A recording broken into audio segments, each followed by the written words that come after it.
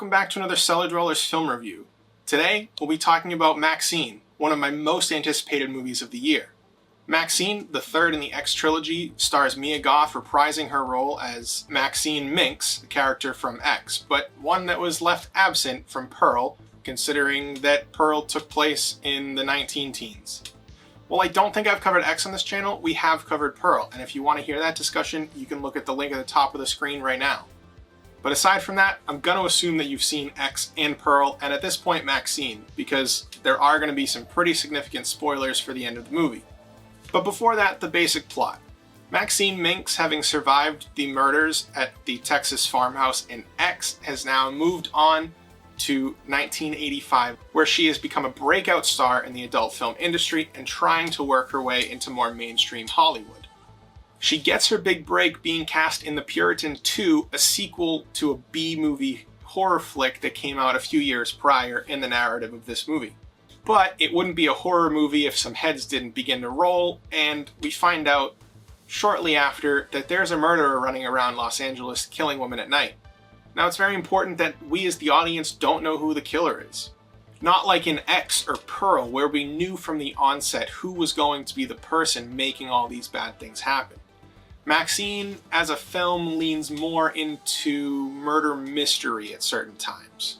And I guess this is a good point to mention that X, Pearl, and MaXXXine all occupy different genres of film, not just horror, not just subgenres of horror.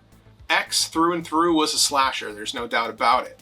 Pearl still had some elements of being a slasher, but it was more like a demented Technicolor movie of the 20s. MaXXXine, as I mentioned, was a little bit of murder mystery, but towards the second half of the movie was like 1980s action flick.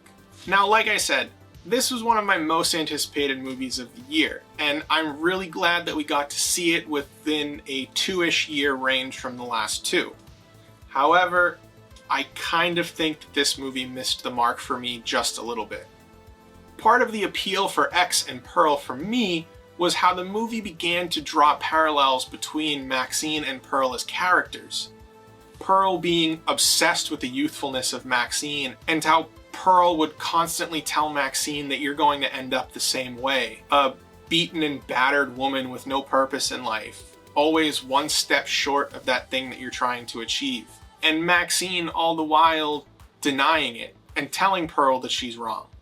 Even going as far as to run over Pearl's skull with the front wheel of a van. So when Pearl, the sequel, comes out the same year as X, it makes sense that that movie would lay the foundation for the characterization of a young Pearl. And not only that, but her desire to break into the entertainment industry as a dancer. My expectation was that when MaXXXine would come out, the film would do all it could to continue those parallels throughout the film. To show that MaXXXine's journey to stardom was the same as Pearl's journey to stardom, and maybe MaXXXine would fail. Maybe MaXXXine would turn to murderous ways as a way of releasing energy. And yeah, the first half of MaXXXine would have you fooled. MaXXXine is having visions of the events that took place in X. She's having visions of Pearl in the Bates Motel window, which was a super cool scene, might I add. One of my favorite scenes in this movie is when MaXXXine is getting the plaster mold of her face done for The Puritan 2. She continually has visions and flashbacks of Pearl, and how Pearl would say, "You're going to be just like me, you're going to be just like me."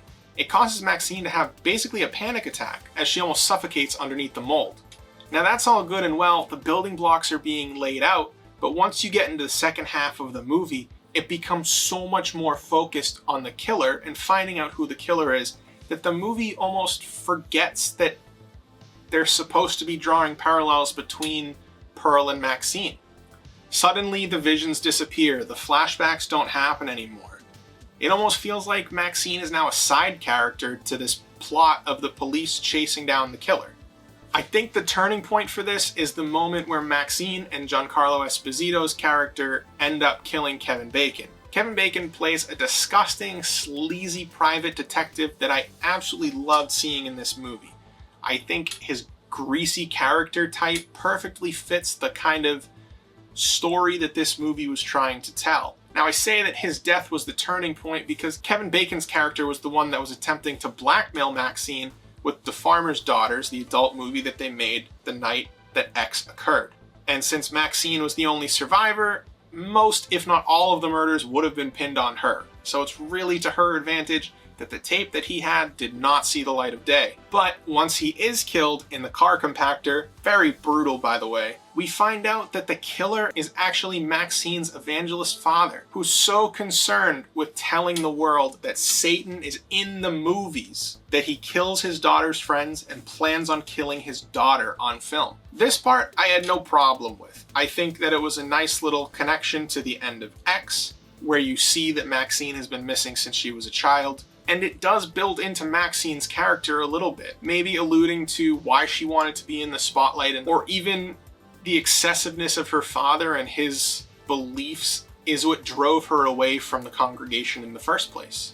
So yeah, story-wise, I think MaXXXine was a little bit of a letdown, and truly I hate to say that, because the last two movies have proven that Ty West has a significant talent for creating characters. But from a more technical standpoint, things like the costume, the hair, the makeup, the set design, the music, it was all stellar, perfectly encapsulating the vibe of the 1980s that the movie is set in. Mia Goth proves yet again that she is an outstanding actress, especially at the lead of a movie. Obviously, I mean, you've seen X, you've seen Pearl, and if you haven't, you should watch Infinity Pool because it just proves my point even further. I also really like the director Elizabeth, the one who was narratively put in charge of creating The Puritan 2. The way that she spoke about having a meaningful voice in the industry and creating this piece of art that people won't quite understand right away, but it'll begin to sink in, really led me to think that they were drawing connections to RJ, the director in X, who wanted to make the adult film, saying that adult films can be art. That question hasn't been answered yet, but I think that there was a little something going on there in this script. Finally, the last thing I touch on will be the gore and the violence. Now, like I said, this is more 80s action movie, but it still has a strong base built in the horror genre.